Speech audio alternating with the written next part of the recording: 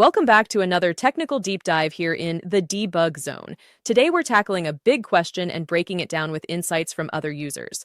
Hopefully this clears up some misconceptions and helps you get the answer you need. So buckle up, stay a little curious, and let's jump right in.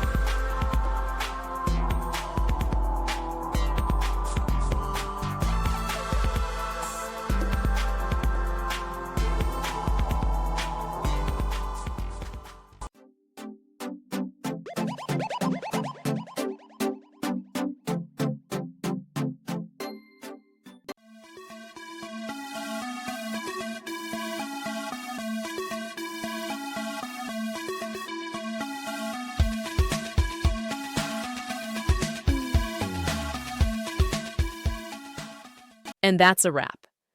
I hope you found the answer you were looking for. If you did, take a second to hit that subscribe button. It really helps out. And let me know in the comments which solution worked best for you. See you next time in the debug zone.